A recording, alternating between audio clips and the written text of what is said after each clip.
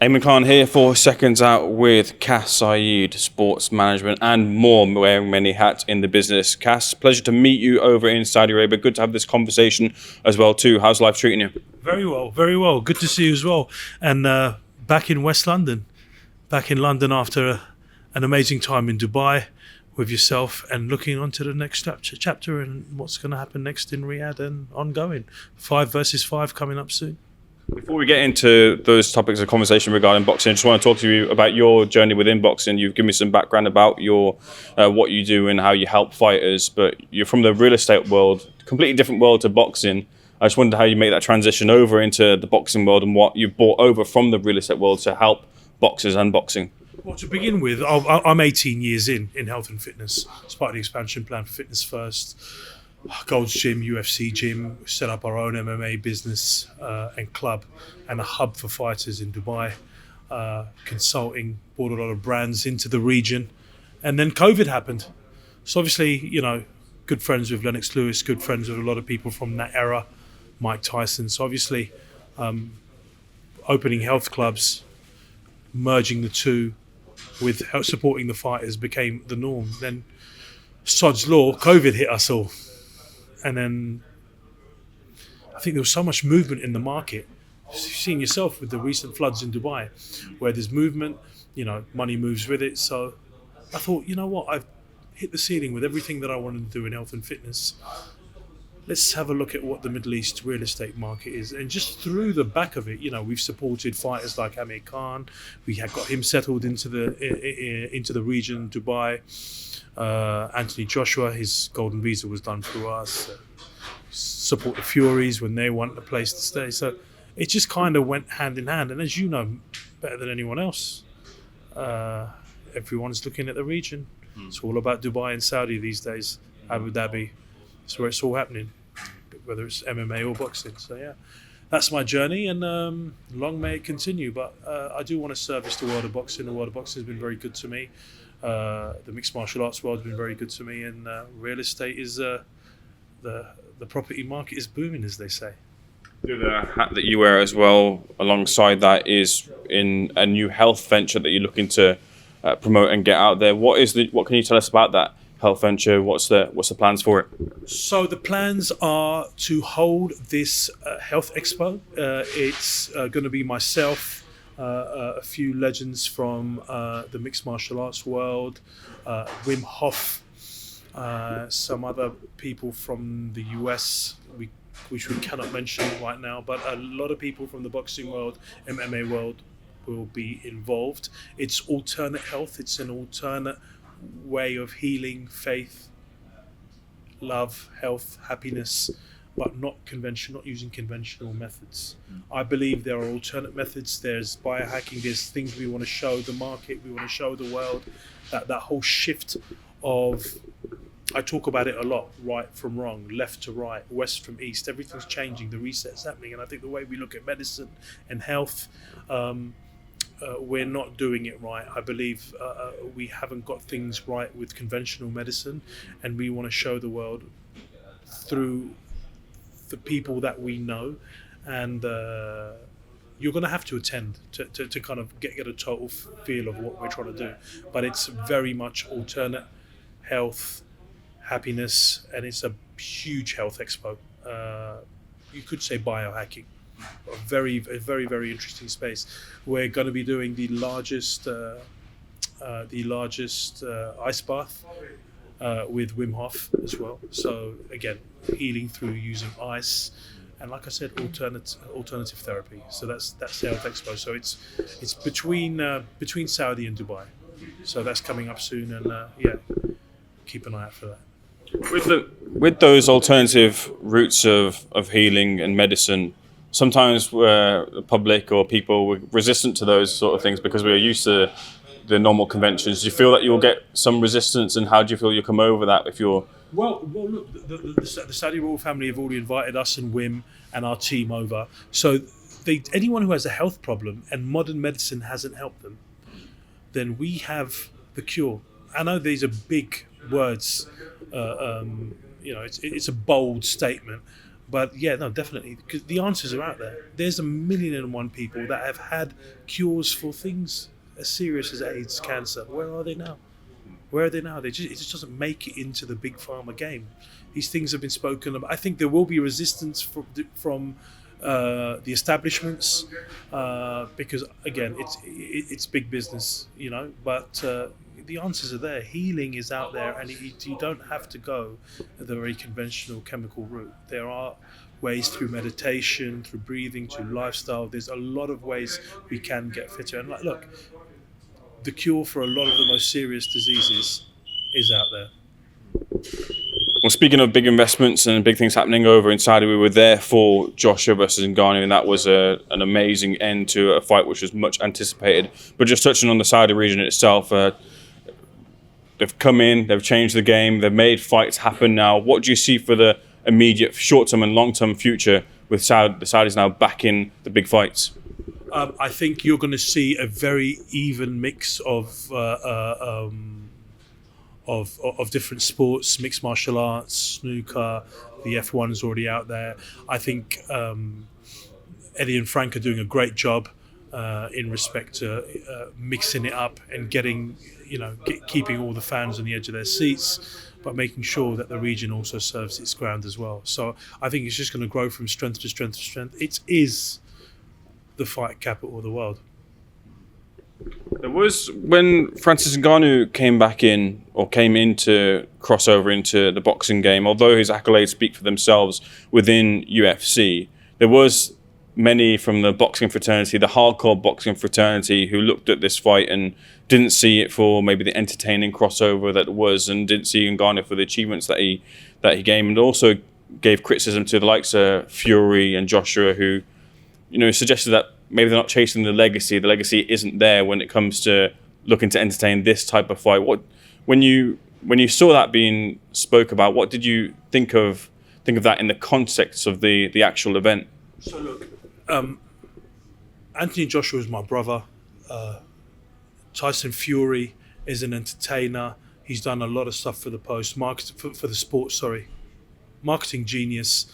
But essentially, when you brush all the bullshit under the mat here, I mean, we're all legacy's only a phrase which is quite commonly thrown out there. At the end of the day, everyone is a prize fighter. They know they've only got the best of two heavy battles that they can endure in their career, in the prime of their career. So they're looking to cash in as best they can. So when we talk about legacy, we really need to define what the word legacy is. And also, on the same point, everyone is just really looking forward for that super fight, as we said. Ngannou did Fury really deserve that win? Should Fury have done to Ngannou what Joshua did? And how quick was that finish? How quick was that Joshua finish? Clean down the pipe, smooth. I think the way people looked at it was, is it fair? Well, Ngannou was an absolute machine, and look how Joshua finished that. I think he's come leaps and bounds, and I think it's going to lead quite interestingly into the next question, which I think you're going to ask me, to do with what happens next, right? Well, we'll hold on to that for a moment. I just wonder whether that maybe leaves the crossover from UFC or MMA into boxing there and then, or is there more to come when it comes to MMA background fighters taking on boxers in the professional circuit? What can you tell us about future fights in that realm? Well, I'll drop an exclusive here. If you go back to the press conference, Joshua Ngannou, Frank, myself, and Alistair Overeem had a chat on camera. If you watch the interview all the way to the end, Frank asks Alistair quite openly on a second meeting with myself there, would you consider fighting again? Alistair Overeem, 96 fights, 25-year career. He's taken absolute hammering. Still compos mentis, which is why I believe his the blueprint that we have would be very good for the Health Expo. Conversations I'm having with Frank and Eddie at the moment, there is a window for this to continue, and whereas I am sat with the fans in respect to the thinking of what a crossover fight might or might not do to the reputation of boxing, there is more of it coming, and we're currently in talks with two major athletes from the middleweight division who are slightly out of contract with the UFC, and both Eddie and Frank are very open to moving forward with that. So we are going to see more of these in the future. So are you heading that? Are you looking to kind of be the conduit between the two worlds and liaising with Frank and Eddie to create more of these exciting nights, more of these exciting fights? Absolutely. Look, we're working together on a few of the bits with the Health Expo, and I think, look, it just makes sense, right? And regardless to what the general public may think, the numbers that McGregor Mayweather pulled were phenomenal. Nate Diaz. Who else have you got going in? The list goes on and on and on. I think it would be really, really good to have someone like John Jones in there, but I don't think the UFC are going to release his contract. John was actually the first person I spoke to, but unfortunately he's quite heavily bound with his UFC contract. So the next 3 to 4 fights are going to have to be done within his contract. But look, his contract's coming to an end. Who knows what the future holds? That could be another big fight following on to Ngannou Joshua, Ngannou Fury. With that little tease regarding Alistair Overeem and his potential future being in the boxing ring, what can you say about any potential opponents that have been bandied about and any time frame for that to happen? As I said, Ngannou and Overeem wasn't the best. Alistair was well over his prime at that stage. I think at the moment Alistair would not be in the conversation. However, as I said, Frank and myself have spoken. Eddie and I are currently in talks about doing something very, very, very interesting in that space. It's just all to do with contracts at the moment. Who is currently available and what's feasible for the fans. So yeah, we're looking at something around the middleweights, and I'll leave you hanging on that. Fair enough. And where it was left hanging in that sphere is Joshua emphatically knocking out Francis Ngannou. And for a lot of people now, they've taken the confidence in that Joshua is now back to his best under the guise of Ben Davison, back ready to take on the likes of the winner of Fury Usyk or Hrgovic or Dubois, whoever claims the IBF title, if it does become vacant, but essentially look for a world title or world titles in his next fight. Do you feel and do you see from Joshua now that confidence back in him to really contend at the highest level? Do you know what? I think pro Fury fans now won't admit, but this Joshua beats Fury all day long. This Joshua is the Joshua that will give Tyson a lot of problems. And look, I love the sport. I love the space. Fury did break camp a few times. I think the focus that AJ has at the moment is unstoppable. And, we're going into the very interesting 3 to 6 months starting May the 18th with Fury Usyk. So everything is kind of bound on the result of that. But the performance was phenomenal from Joshua. And let's see what response Fury has with Usyk on the 18th. Do you feel he needs a big response, and he needs to, of course, either fighter needs to win the fight because it's undisputed, but off the back of how the Ngannou fight looked and the optics of that fight when he was sent crashing to the canvas, not to diminish Ngannou's achievement there, but for a lot of people who had Fury up there, that kind of brought him down a little bit. So, and is that part of your reasoning as to why you feel that? So my reasoning is that should have gone very differently. had there been more of a focus camp from the Furies leading up to the Ngannou fight. You saw the focus and the Joshua that turned up that day. So based on those things, if Fury really puts his hat on and goes in with the right camp and the right focus, he gives Usyk problems. But we don't get to see that big fight that we want to see if Usyk manages to get one over Fury. I would like it to be a Fury victory, to see the fight that everyone wants to see. However, it depends what Fury turns up on the day. How much of a concern is like me and you are probably not experts on this, but the cut might be a big factor, a significant factor, considering cuts have happened before in Fury's career. He's been able to navigate through them, but not against the likes of Usyk. I mean, I think from a business perspective, this was a wake up call for all, because everyone was looking forward to that fight to happen. So we would have been 6 months ahead to where we are now. Unfortunately, it didn't. The cut happened, so they had to step in and put a very heavy compensation in place with the $1 million fine to make sure that there are no excuses for this fight to happen. So no, I don't think it's going to affect Fury too much at all. I just think it was disappointing for the fans, the broadcasters, the investors, the country, the region, the anticipation. That kind of diminished away. But now, after Joshua's performance, we're really going to see a different Fury Usyk, and then obviously see where the winner goes with that.